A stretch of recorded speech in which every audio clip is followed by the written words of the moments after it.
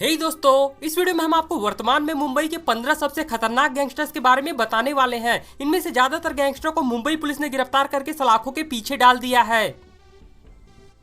इस लिस्ट में 15वें नंबर पर नाम आता है मुंबई के कुख्यात गैंगस्टर प्रसाद पुजारी का। इस पर हत्या, रंगदारी और डराने धमकाने के दर्जनों आपराधिक मामले दर्ज है। एक समय मुंबई की गलियों में राज करने वाला प्रसाद पुजारी वर्ष 2008 में गिरफ्तारी से बचने के लिए चीन भाग गया। चीन जाने के बाद यह चीन से ही अपनी गैंग को ऑपरेट करता था। दिसंबर 2019 में इसने शिवसेना कार्यकर्ता चंद्रकांत जाधव पर फायरिंग कराई थी। हालांकि चंद्रकांत इस हमले में जिंदा बच गए थे। इसी वजह से इस पर रेड कॉर्नर नोटिस जारी किया गया था। मुंबई पुलिस लगातार इसे चीन से भारत लाने के प्रयास में जुटी हुई थी। इसी बीच मार्च 2024 में इसे मुंबई पुलिस ने चीन से गिरफ्तार करके भारत ले आई। फिलहाल यह जेल में बंद है। इसके बाद इस लिस्ट में 14वें नंबर पर नाम आता है तारिक परवीन का। यह दाऊद का करीबी रह चुका है। फिलहाल यह पिछले 7 साल से एजाज लकड़ावाला के लिए गैर कानूनी काम कर रहा था। वर्ष 1998 में हुए एक डबल मर्डर केस में भी इसका नाम सामने आया था। इसी केस में इसे 2018 में गिरफ्तार किया गया था। हालांकि बाद में यह जमानत पर बाहर आ गया। इसने एजाज लकड़ावाला के इशारे पर कई कारोबारियों से रंगदारी वसूली है। फरवरी 2020 में इसने एक बिल्डर से रंगदारी मांगी, जिसके बाद उस बिल्डर ने पुलिस में रिपोर्ट लिखवा दी। इसके बाद मुंबई क्राइम ब्रांच ने गुप्त सूचना के आधार पर तारिक परवीन को गिरफ्तार कर लिया था। इस लिस्ट में 13वें नंबर पर नाम आता है संतोष शेट्टी का। इसने वर्ष 1988 में नशीले पदार्थों की तस्करी एवं सोने की तस्करी के साथ जुर्म की दुनिया में कदम रखा था। 2 साल के अंदर यह तस्करी की दुनिया का एक बड़ा नाम बन गया। वर्ष 1990 तक इस पर तस्करी के कई आपराधिक मामले दर्ज हो गए थे। वर्ष 1994 में इसे गिरफ्तार करके जेल में डाल दिया गया। इसके बाद 5 साल तक जेल में रहने के बाद जैसे ही यह जेल से छूटा, यह बैंकॉक भाग गया। वर्ष 2010 में इस पर फरीद तनासा और भरत नेपाली की हत्या का आरोप लगा। इसके बाद अगस्त 2011 में मुंबई क्राइम ब्रांच इसे बैंकॉक से भारत ले आई। वर्ष 2012 और 2014 में इसे अपहरण और फिरौती के केस में गिरफ्तार किया गया था। फिलहाल अभी यह जेल में बंद है। इसके बाद इस लिस्ट में 12वें नंबर पर नाम आता है डोंगरी के कुख्यात गैंगस्टर चीकू पठान का। इस पर ड्रग्स तस्करी के कई आपराधिक मामले दर्ज हैं। दिसंबर 2020 में जुनेद शेख नामक ड्रग पेडलर को 30 लाख की ड्रग्स के साथ गिरफ्तार किया गया था। इसी से पूछताछ के दौरान पुलिस को चीकू पठान के बारे में पता चला। इसके बाद से ही पुलिस चीकू पठान की तलाश में लगी हुई थी। जनवरी 2021 में पुलिस को इसके डोंगरी के खदक इलाके में छिपे होने की खबर मिली। इसके बाद जैसे ही रात 10 बजे से गिरफ्तार करने का ऑपरेशन शुरू किया गया, वैसे ही चीकू पठान के साथियों ने पुलिस टीम पर हमला कर दिया। हालांकि इसके बाद भी चीकू पठान को गिरफ्तार कर लिया गया था। इसके बाद इस लिस्ट में 10वें नंबर पर नाम आता है मुंबई के कुख्यात गैंगस्टर उदय पाठक का। शुरुआती दिनों में अवैध जुग्गी और चौल बनाकर बेचने का धंधा करता था। इसी धंधे की वजह से इसकी एक अन्य गैंग के साथ गैंगवार शुरू हो गई। इसी गैंगवार की वजह से जून 2011 में इसने विरोधी गैंग के 4 लोगों की हत्या कर दी थी। इस हत्याकांड के बाद लोग इसके नाम से कांपने लगे थे, लेकिन लगातार बढ़ते पुलिस दबाव की वजह से यह अपने गाँव जौनपुर आ गया। हालांकि मुंबई क्राइम ब्रांच ने जुलाई 2011 में इसे जौनपुर से गिरफ्तार कर लिया। इसके बाद से यह जेल में बंद है। पर जेल में बंद होने के बावजूद फरवरी 2020 में इसके इशारे पर 2 व्यापारियों से रंगदारी मांगी गई और उन पर गोली भी चलाई गई। इस लिस्ट में 9वें नंबर पर नाम आता है नवी मुंबई के कुख्यात गैंगस्टर विकी देशमुख का। इस पर हत्या, अपहरण और रंगदारी के 50 से ज्यादा आपराधिक मामले दर्ज हैं। इसने आपसी विवाद की वजह से अपने ही गैंग के सचिन गर्जे की हत्या कर दी थी। इसके अलावा इस पर अशोक नामक व्यापारी का अपहरण करने के बाद उसकी हत्या करने का मामला भी दर्ज है। इसी वजह से मुंबई पुलिस ने इस पर मकोका भी लगाया हुआ था। पुलिस लगातार इसकी तलाश में जुटी हुई थी। इसी बीच जुलाई 2022 में गोवा पुलिस ने इसे गिरफ्तार कर लिया। इसके बाद इसे नवी मुंबई पुलिस को सौंप दिया गया और तब से ही यह जेल में बंद है। इसके बाद इस लिस्ट में 8वें नंबर पर नाम आता है मुंबई के कुख्यात गैंगस्टर इलियास बचकाना का। इस पर मुंबई के अलग अलग थानों में हत्या के प्रयास और लूटपाट के 35 से ज्यादा आपराधिक मामले दर्ज हैं। इस पर मुंबई के एक कारोबारी को उसी के ऑफिस में घुसकर उस पर रॉड से हमला करने का मामला भी दर्ज है। पुलिस लगातार इसकी तलाश में जुटी हुई थी। इसी वजह से यह मुंबई छोड़कर कर्नाटक में छिपा हुआ था। मार्च 2022 में गुप्त सूचना के आधार पर बेंगलोर पुलिस ने इसे एक होटल से गिरफ्तार कर लिया था। इसके अलावा नवंबर 2023 में इसने एक व्यापारी का अपहरण करने के बाद 10 करोड़ की फिरौती मांगी थी। हालांकि मुंबई पुलिस ने इसे गिरफ्तार कर लिया। फिलहाल अभी यह जेल में सजा काट रहा है। इस लिस्ट में 7वें नंबर पर नाम आता है अश्विन नायक का। इस पर हत्या, रंगदारी और नशीले पदार्थों की तस्करी के दर्जनों आपराधिक मामले दर्ज है। नवंबर 2000 में इसने जेल के अंदर से ही अपने पत्नी की हत्या करवा दी थी। हालांकि वर्ष 2009 में यह इस मामले में बरी हो गया। अश्विन नायक और अरुण गौली दोनों एक दूसरे के जानी दुश्मन है। इसी दुश्मनी की वजह से गौली गैंग ने अप्रैल 1994 में इस पर गोलियों से हमला कर दिया। इस हमले में अश्विन नायक अपाहिज हो गया। वर्ष 2015 में इसे एक व्यापारी से 50 लाख की रंगदारी मांगने के केस में गिरफ्तार किया गया था। सितंबर 2021 में इसे मामले में जमानत मिल गई, जिसके बाद यह जेल से बाहर आ गया। इसके बाद इस लिस्ट में छठवें नंबर पर नाम आता है मुंबई के डॉन रवि पुजारी का। इस पर हत्या, रंगदारी और अपहरण के 200 से ज्यादा आपराधिक मामले दर्ज हैं। इसने वर्ष 1990 में जुर्म की दुनिया में कदम रखा और छोटा राजन की गैंग में शामिल हो गया। जब वर्ष 1992 में छोटा राजन पर हमला हुआ, उस हमले में छोटा राजन का राइट हैंड कहे जाने वाले रोहित वर्मा की मौत हो गई। इसके बाद रवि पुजारी छोटा राजन के करीब आ गया, लेकिन इसके एक साल बाद ही 1993 मुंबई बम धमाकों के बाद जब छोटा राजन दाऊद से अलग हुआ, इसके बाद रवि पुजारी भी छोटा राजन से अलग होकर खुद की गैंग बना ली और वारदातों को अंजाम देने लगा।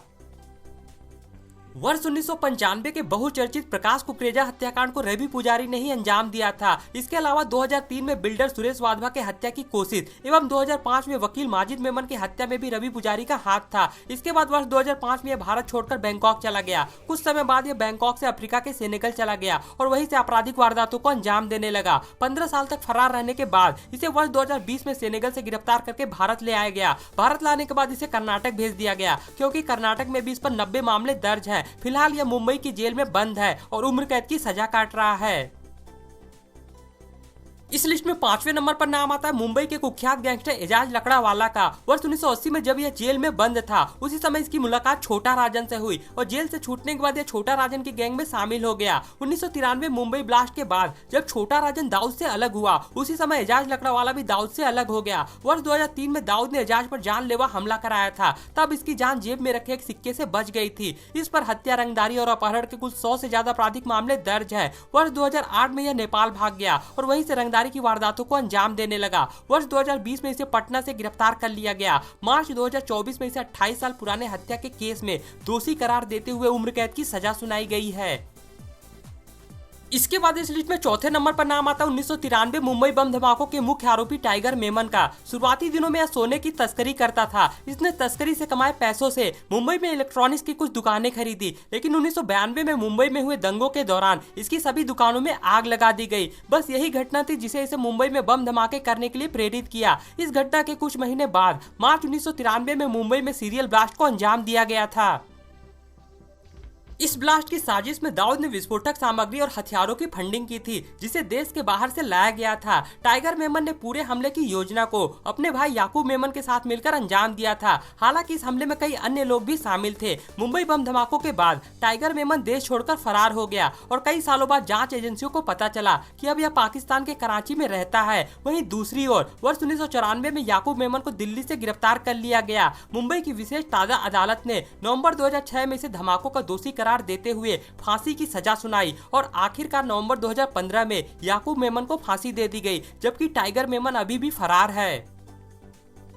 इस लिस्ट में तीसरे नंबर पर नाम आता है मुंबई के डॉन अबू सलेम का। इसने वर्ष 1987 में जुर्म की दुनिया में कदम रखा और दाऊद इब्राहिम की गैंग में शामिल हो गया। इसके काम से खुश होकर दाऊद ने इसे फिल्मी सितारों और बिल्डरों से पैसे वसूलने का काम सौंप दिया। इसने इस काम को बखूबी अंजाम दिया। इसने बॉलीवुड सितारों, निर्माताओं के साथ साथ बिल्डरों से जमकर वसूली करना शुरू कर दिया। जो भी इसकी बात नहीं मानता उसे गोली मार दी जाती थी। इसने वर्ष 1997 में टी सीरीज के मालिक गुलशन कुमार की गोलियों से भूनकर हत्या करवा दी थी। इसके अलावा इसने राजीव राकेश रोशन की हत्या की कोशिश की, लेकिन इसका प्लान फेल हो गया।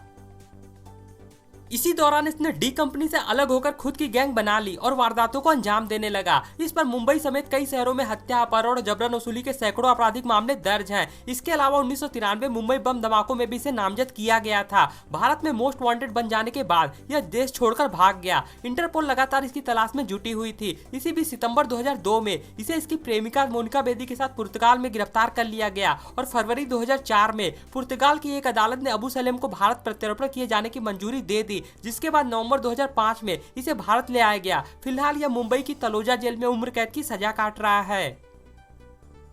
इसके बाद इस लिस्ट में दूसरे नंबर पर नाम आता है मुंबई के कुख्यात डॉन छोटा राजन का। शुरुआती दिनों में यह दाऊद का बेहद करीबी था, लेकिन 1993 मुंबई बम धमाकों के बाद छोटा राजन दाऊद से अलग हो गया और दोनों एक दूसरे के जानी दुश्मन बन गए। इसके बाद दोनों में खूब कत्लेआम हुए। इनके कारण मुंबई, दुबई और नेपाल में कई लोगों की जान गई। वर्ष 2000 में दाऊद के आदमियों ने छोटा राजन पर बैंकॉक में जानलेवा हमला भी किया था, लेकिन घायल होने के बावजूद वह वहां से बच निकला था। रिपोर्ट के अनुसार दाऊद का खास आदमी छोटा शकील आज भी छोटा राजन पर हमला करने की फिराक में है।